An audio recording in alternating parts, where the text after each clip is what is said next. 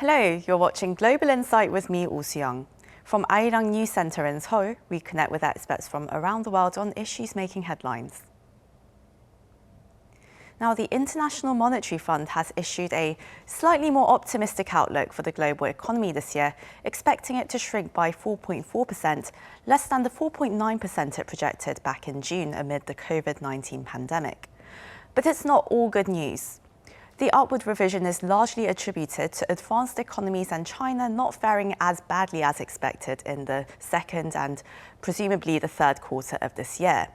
With virus transmission and social distancing expected to last into next year, the IMF has warned that recovery for the world may be long, uneven and uncertain.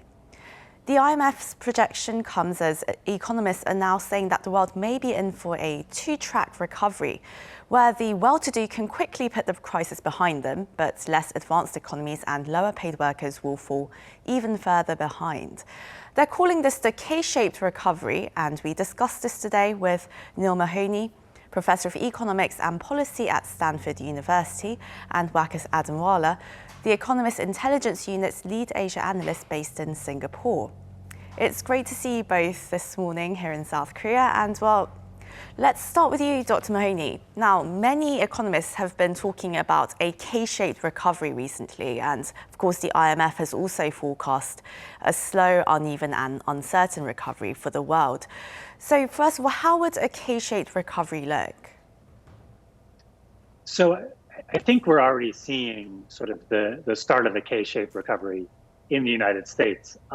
What we've seen is for sort of the highest third of the income distribution that employment is basically back at pre-pandemic levels, whereas for the bottom third, employment is still roughly 20% below levels they were in February. So there's, this is a major gap in how different parts of the income distribution are experiencing the slow recovery from the pandemic.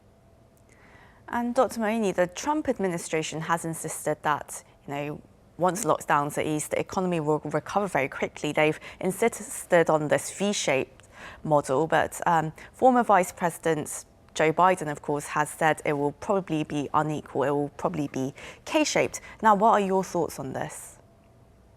So I think, this view that the economy would rebound once lockdowns were lifted hasn't borne out in practice. When some of the southern states, southwestern states lifted their lockdowns this summer, we didn't see the economy rebound. We didn't see people go out to restaurants or travel or engage in sort of entertainment spending.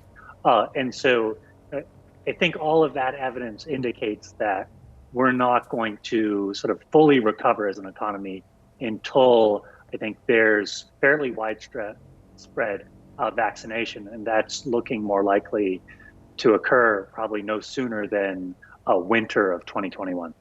Right, and the IMF's report today as well, it really emphasised the importance of a vaccine for economic recovery, as well as, lockdowns as well, saying that they go hand in hand with economic recovery, not in contrast to it.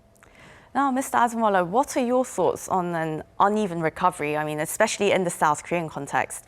Here we've had hopes of a V-shape and then a U-shaped, and now we decided that the alphabet's no longer cool, so we're calling it a Nike swoosh-shaped recovery. Do you think we're also going to see a K-shape emerge here? So clearly the analysts all around the world have thrown all sorts of letters to reflect what sort of recovery we might be seeing. But this is clearly because when the pandemic hit, no one knew what the exact impact might be. What I personally believe about the economic recovery in South Korea and also broadly across the world is that the pandemic has exacerbated past trends between the haves and the have-nots. So even though there was inequality in South Korea before, with coronavirus hitting the country, I think it has actually exacerbated even more. So the recovery for people who were already able to socially distance at work or in general work remotely from home is actually going to be fairly smooth. In fact, they're actually doing fairly well. Whereas people involved in the manufacturing sector who had to follow more stricter guidelines about social distancing, they'll be the ones who have been more impacted in general, especially if they're working in export-reliant economies. sectors. So basically, external demand for those sectors has fallen and therefore impacted South Korean economy as well. Right, as you said, we've seen people employed in the digital sectors here. Like, for instance, the gaming industry, they've transitioned very well into this new normal. But of course, manufacturing workers and also people who run small shops, they've been suffering very greatly. And, you know, it's a very big challenge we have here in resolving this. And now, well, Dr. Mahoney, the US Federal Reserve, they emphasized the importance of additional stimulus measures to boost the economy. But of course, you still have this very big bipartisan divide. But what do you think the American economy needs at this point? Yeah, so it's a good question. I think, you know, over the past 6 months, the first round of stimulus did different things for different households. So for higher income, wealthier households, a lot of that money actually went into savings, in part because there weren't as many opportunities or safe opportunities to spend the money. For lower income households, that money was vitally important to pay rent, to put groceries on the table, you know, to get internet connections so their kids could take classes from home. I think moving forward, you can think about sort of two waves over the next, let's call it 6 months, as we're still, I think, really in the depths of the crisis. Providing more support to, I think, low-income households is vital for their well-being. If we don't, I think it's going to generate a huge amount of misery and suffering. And then, you know, starting, let's say, sort of midwinter, a little bit after that, when hopefully vaccination rates are starting to accelerate, then providing some stimulus so you can get people out there and spending again, so that sort of the economy can get back to full employment as quickly as possible, I think, is the next objective. And Dr. Mahoney, as economic uncertainty continues, of course, you know, households, they're seeing a decrease in their income, and consumer spending patterns, of course, are being greatly affected. So this week, especially in America, retailers have been rushing to push up their sales this week, with Amazon's Prime Day taking place, for instance. And of course, they're trying to recover from the uncertainties surrounding the US elections, as well as this lingering pandemic. How important is a consumption recovery amid this COVID-19 pandemic? And do you think massive discount deals at this point will work and help offset the weaker and very unpredictable demand? So I think it could help a little bit, but there's this, saying that generals are always fighting the last war. And I think there's a little bit of a concern here that the policymakers are treating the pandemic like the financial crisis 10 years ago. That 10 years ago, putting money in the hands of consumers so they could go out and spend, I think was vitally important. But today, if you look at spending patterns, so sort of high-income households have been accumulating a large amount of savings. Why are they accumulating savings? It's because the things that they typically spend money on, so vacations, restaurants, entertainment, those are not things they feel comfortable doing. And I think, modest reductions in the prices of, these sorts of goods and services is not going to change their behavior. So, I do think, changes in prices are useful, especially as we work down the income distribution. But I think there's a limited ability just for sort of price adjustment to, I think, help us out of the current situation. I think what we need is people to have the confidence to go out, which is only going to come when we have widespread vaccination.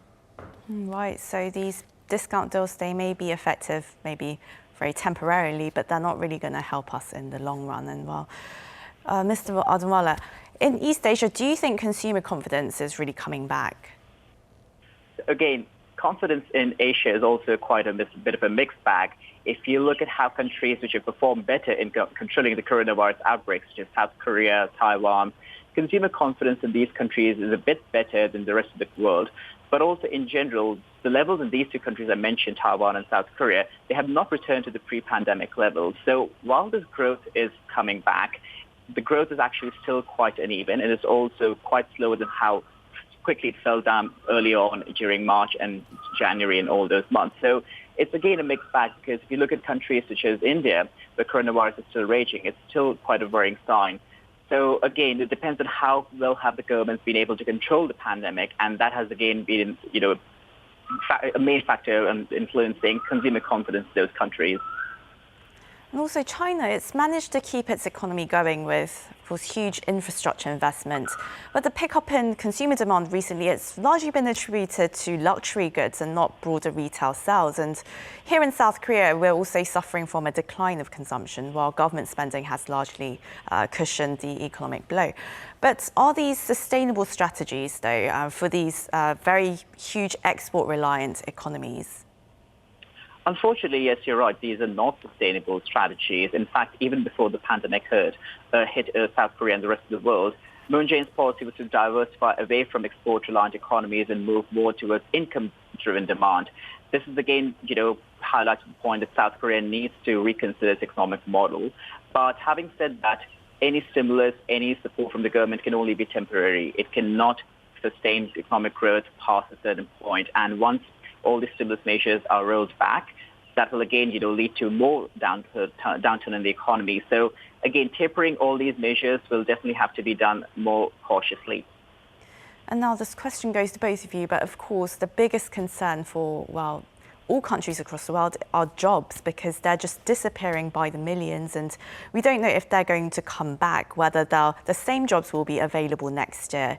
So starting with you, Dr. Mahoney, in the US, what do you think really authorities should do to really prepare for this impending job crisis?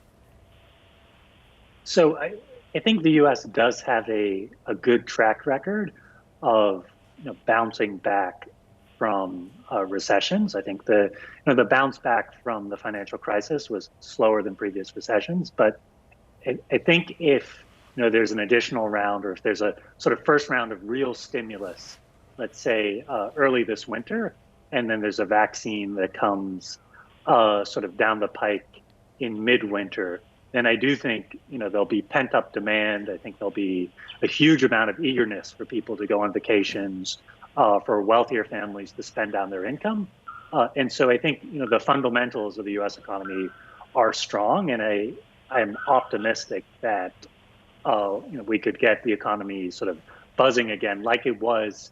The unemployment rate in February before the pandemic hit was, the lowest probably in a generation.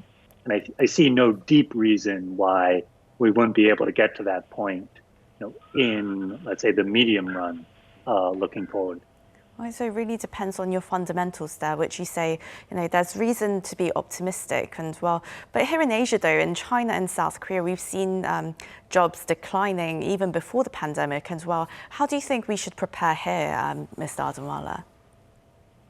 So again, a lot of countries, which like you rightly mentioned, are export reliant. Jobs, again, are key sectors. It's not just about the loss of jobs. A lot of countries are also looking into the number of hours worked, because, again, there's a key problem with stimulus measures. For instance, a lot of countries with wage subsidies, people have often been retained in the jobs, even during the pandemic, but that has led to underemployment and underutilization of the labor. So the key idea is to actually focus on retraining the labor for the future. Social distancing is going to be a norm that people will not forget, even post-vaccine. So retraining labor is also not a short-term goal. This has to be something which has to be undertaken over time, has to go hand-in-hand with research and development as well. So again, it's not an easy fix, but it's one that all economies in the region have to go and consider back on the drawing table, because if you look at all the countries such as China, Japan, Korea, which are very export-reliant, or even city-states like Hong Kong and Singapore, which are big transshipment hubs, exports and in general imports trade in general plays a very big role in terms of boosting the economic growth. So seeing how labor in general has been impacted, there's a key idea for all these governments to actually reconsider where can they target towards retraining, whether it's digitization, telemedicine, fintech. That's the new way that all governments should be actually targeting towards for the future. So a lot more fundamental changes, retraining, many things we have to really adjust to recover from this pandemic and ensure that people have jobs to go back to and that they have the relevant skill sets. Well, I'm afraid we'll have to wrap up the discussion here, but that was Neil Mahoney, Professor of Economics and Policy at Stanford University, and Wakas Andanwala, the Economist Intelligence Unit's lead Asian analyst based in Singapore. Thank you both so much for your insights. Thank you for having me. Thank you. And to our viewers, thank you for watching. We'll be back tomorrow at the same time here in South Korea. Have a lovely day or evening wherever you are. Goodbye.